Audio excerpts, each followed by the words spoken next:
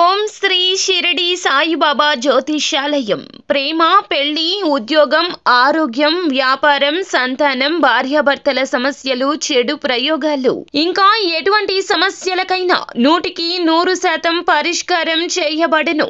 నమ్మకంతో ఫోన్ చేయండి. Guruji Guruswamy. Phone number 7337226830. ఈ 9 తేదీల్లో కుంభరాశి వారికి పెద్ద ముప్పు పొంచి ఉంది. జాగ్రత్తగా ఉండండి. అందరికీ నమస్కారం అండి. కుంభరాశి జాతకులు చాలా జాగ్రత్తగా ఉండాలి. మీరు ముఖ్యంగా జనవరి 8, 9 తేదీల్లో ముఖ్యంగా ఉండాలి. ఎంతో అతిపెద్ద ముప్పు, మీరు అస్సలు ఊహించని ముప్పు మీకు కలగబోతుంది. జాగ్రత్తగా ఉండాలి.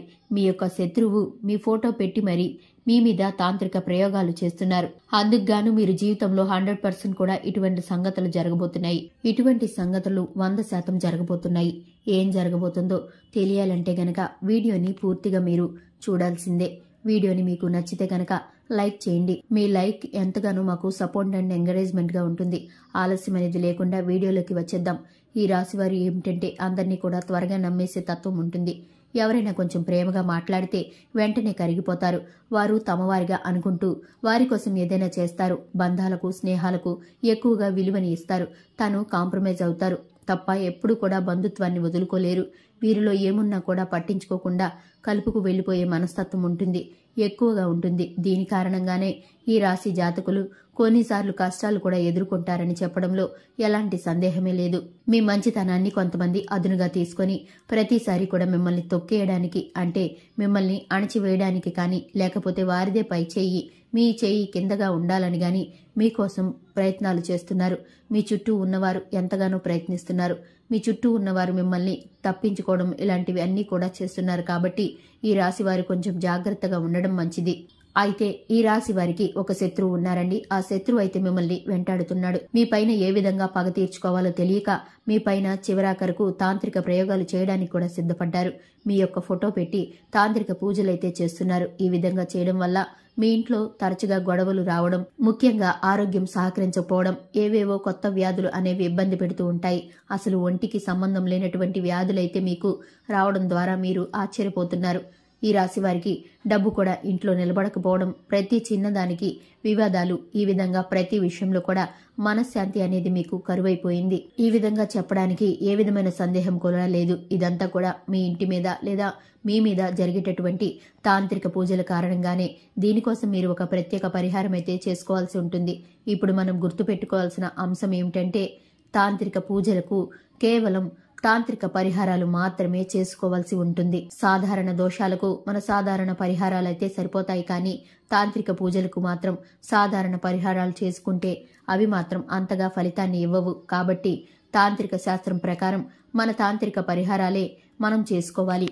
ఇవి సాధారణ పరిహారాలతో పోలిస్తే కూడా చాలా క్లిష్టంగా ఉంటాయని చెప్పడంలో ఎలాంటి సందేహం లేదు. మీరు ఒక పరిహారం అయితే ఈ సమయంలో చేయాల్సి ఉంటుంది. ఇలా చేస్తే గనక ఖచ్చితంగా మీపై చేసేటటువంటి చెడు పూజల ఫలితం మీ మీద ఉండదు.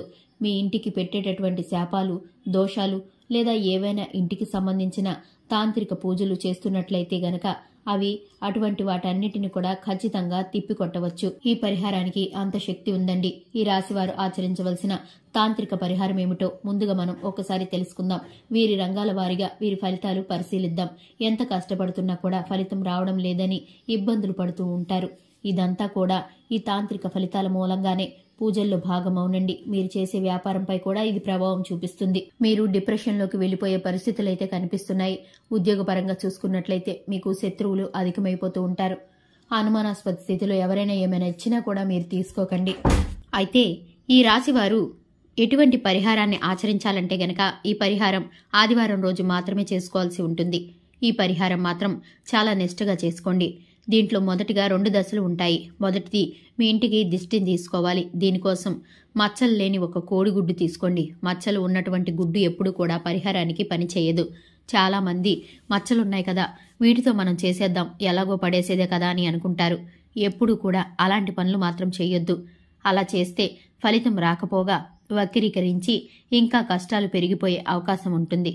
మచ్చలు లేనటువంటి కోడిగుడ్డు తీసుకొని దాన్ని శుభ్రంగా కడిగి దానికి కాటుకతో కళ్ళు, ముక్కు, నోరు, బొట్టు, చెవులు అంటే ముఖం ఆ కోడిగుడ్డుపై ఒక ముఖ ఆకారాన్ని మీరు గీసుకోవాలి. ఇలా గీసుకున్న తర్వాత ఎడమ చేతిలో పెట్టుకుని ఇంటి ముఖద్వారం వద్దకు వచ్చి కుడి చేతి వైపుగా 3 సార్లు దిష్టి కింద తీసేయండి. దిష్టి కింద తీసిన తర్వాత 4 దారులు కలిసే ప్రదేశంలో దాన్ని దూరంగా విసిరేయండి.